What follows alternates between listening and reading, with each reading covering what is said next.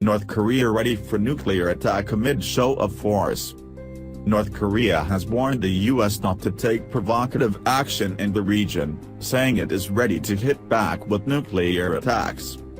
The comments came as North Korea marked the 105th anniversary of the birth of its founding president, Kim Il-sung.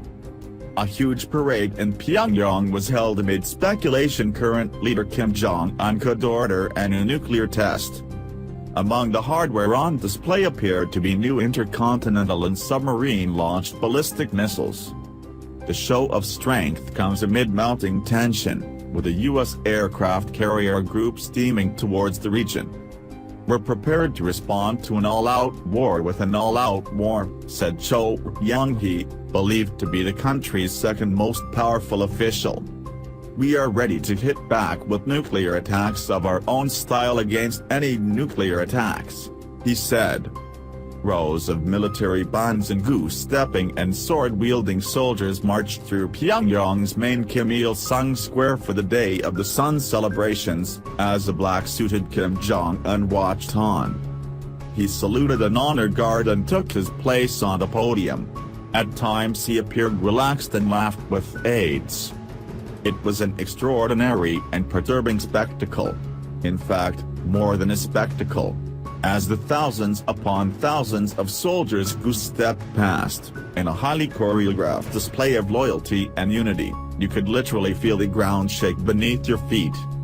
And they kept coming, in perfect formation, on and on, until eventually looming into view behind them, came the heavy weaponry. It included the components of the regime's fledgling nuclear weapons program, the giant missiles on mobile launchers, their engines growling and competing with the sound of the music and the marching feet. And then, finally, the residents of Pyongyang began flowing past, dressed in vibrant traditional dress and cheering and weeping as they went. As with the military, as they walked along, all had their faces turned towards their watching young leader, Kim Jong-un. It was a 2-hour-long masterclass in totalitarian mobilization meant to instill law and dread. I can confirm, conclusively, that it does. Military planes created the number 105 in the sky. With concerns that North Korea is getting closer to successfully producing a nuclear arsenal, Saturday's parade was an opportunity for Mr. Kim to broadcast North Korea's current military capabilities. On display for the first time were what appeared to be the Pakistan submarine-launched ballistic missiles, SLBMs, which have a range of more than 1,000 kilometers, 600 miles. Weapons analysts said there also appeared to be two new types of intercontinental ballistic missiles, ICBM, in canister launchers, but it remains unclear whether they have been tested, and Pyongyang has yet to announce it has an operational ICBM. The nation's aim is to be able to put a nuclear warhead on an ICBM that can reach targets around the world. It has conducted 5 nuclear tests and a series of missile launches in pursuit of that goal. Pyongyang has claimed to have miniaturized nuclear warheads for use on missiles, though experts have cast doubt on that given the lack of evidence. Saturday's military parade made clear how vital the state's nuclear program is to its future ambitions, as it continues to ignore growing pressure from the U.S. to abandon its nuclear weapons program.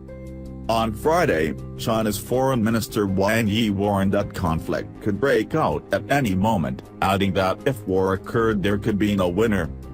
Unlike at previous Pyongyang parades, there did not appear to be any Chinese representatives present. Adding to Chinese unease, U.S. President Donald Trump said on Thursday that the problem of North Korea would be taken care of. If China decides to help, that would be great. If not, we will solve the problem without them. USA. Vice President Mike Pence will be in South Korea on Sunday as part of a 10-day Asia trip. The aircraft carrier USS Carl Vinson and an accompanying battle group have also been sent to the Korean peninsula. "We are sending an armada. Very powerful," Mr. Trump told the Fox Business Network. "He is doing the wrong thing," he said of Kim Jong-un. "He's making a big mistake."